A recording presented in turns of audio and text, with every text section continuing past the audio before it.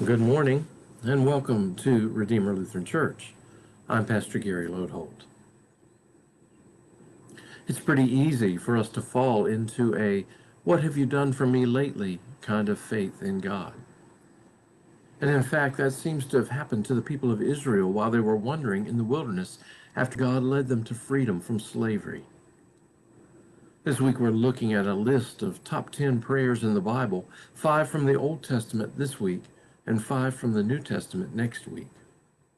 Yesterday we looked at Abraham praying for Sodom and noticed how Abraham asked God to be true to God's nature of love and mercy and grace. Moses asks for much the same thing. But I have to tell you, if ever there was a time when God was mad with us and had a right to be, this was it.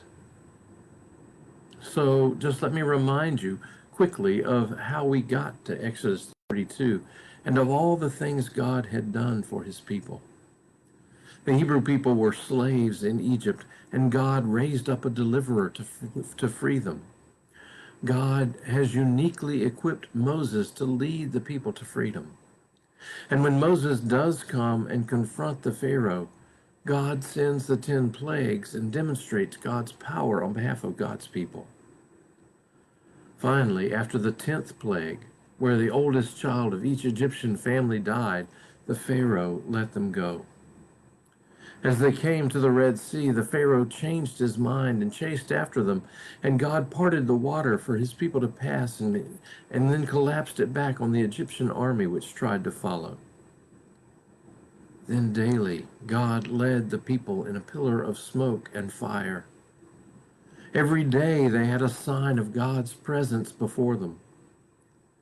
And then God caused water to flow from a rock, and tradition says that the rock followed them wherever they went.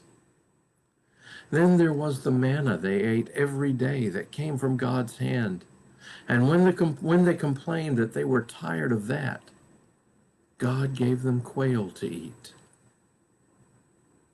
Finally, they reached the mountain of God, and Moses went up on the mountain and was enshrouded in a cloud that represented God's presence. Up there, he was talking with God, and God was giving him the 10 Commandments and other instructions for how they were to live as God's people. But Moses was up there a long time, and the people grew restless and forgot all that God had done. They began to ask, "What have you done for me lately, God?" And so they made a golden calf they could see and touch to worship instead of God. And that's when God's anger flared against them. You can probably understand that. You may have had a time when you bent over backwards for somebody else over and over, and at the first chance they didn't appreciate it and took off after somebody else. God's anger burned hot. And in fact, God tells Moses a devastating thing. God says to Moses, "Go down at once. Your people have done all this while you were up here." Your people. They thought they were God's people, God's chosen people. But in what they did with the golden calf, after all that God had done for them, God threatens to disown them.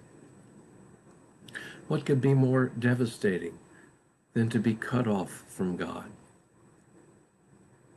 Then to make it clear, God says, "I have seen this people, how stiff-necked they are. Let me alone so I can consume them."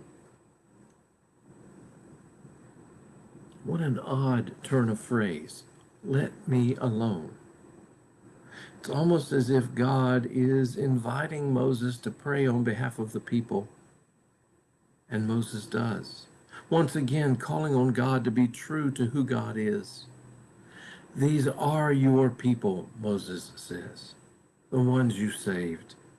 What will the Egyptians say about you if you brought them out only to destroy them?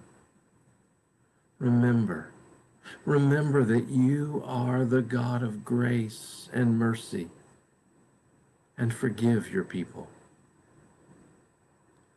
And God changed God's mind. Or maybe that should be better said, God remained true to who God is. There's good news there, because I know that much of the time I'm one of those stiff-necked, what have you done for me lately, children of God too. And time after time I run off chasing after one golden idol or another that I've made more important than God in my life.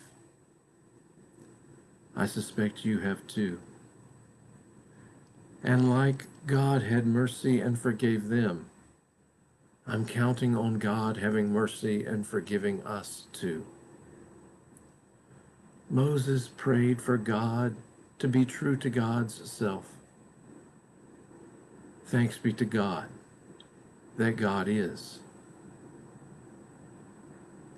Thanks for watching, and remember to let this day belong to God.